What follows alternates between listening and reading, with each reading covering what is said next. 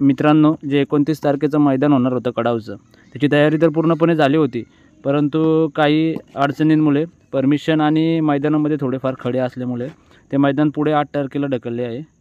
तर त्याच्याबद्दल आपण सुदामदादा पवाले यांची थोडीशी मुलाखत घेतली आहे, की काय नक्की काय झालं आणि कशामुळे मैदान हे 8 तारखेला ढकलले आहे पुढे. दादा नमस्कार. नमस्कार. आता फाटीवर जेव्हा दाखल झालो, तेव्हा बघितलं की फाटीचं काम हे 90% पूर्ण झालं होतं. म्हणजे मागे जर बघायला गेलं तर मातीचे ढीग वगैरे आणि फाटीमध्ये पण तसं बघायला गेलं तर तास वगैरे फाटीची पण आखणी वगैरे केली होती. पण अचानकपणे मैदान कॅन्सल करायचं कारण काय सांगाल दादा?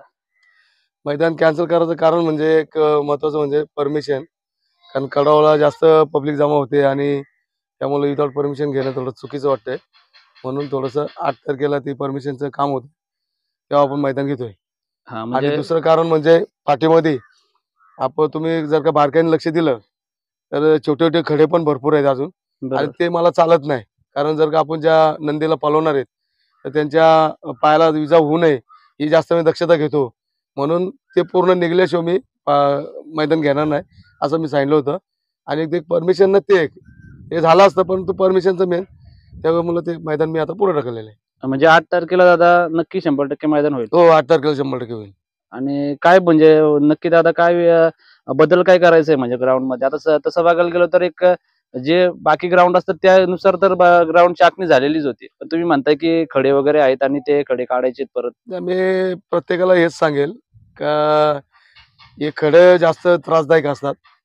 छोटासा खडा जरी पायाला लागला बैलाच्या तरी पण जेव्हा बैल स्पीडला असतो तेव्हा त्याला इजा होण्याची 100% खात्री असते.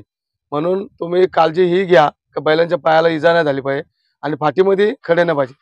दुसरी गोष्ट, दोरा संपल्याच्या नंतर पुढं सुद्धा जिथं बैल आपण आवरतो त्या ठिकाणी सुद्धा आपण काळजी घेतली पाहिजे का तिथं सुद्धा दगडी नको आहेत. पण मी अनेक ठिकाणी बघतो मोठी मोठी मैदान होतात, नावाजलेली मैदान होतात, परंतु ही दक्षता कोण घेत नाही. काही ठिकाणी तर 6-6, 8-8, 10-10 गाड्यांचं मैदान जिथं होतं तिथं सुद्धा भर फाटीमध्ये दगडी असतात आणि मोठ्या नावारूपाने मैदानं करतात. त्याला उपयोग नाही ना काय. जेव्हा एखाद्या बैलाचं नुकसान होतं त्या गाडा मालकाला त्याचं पूर्ण सोसावं लागतं. कारण तो बैल पळणारा असतो आणि तो जर का कमी पडला तर पूर्ण केलेली मेहनत त्याची फुकट जाते.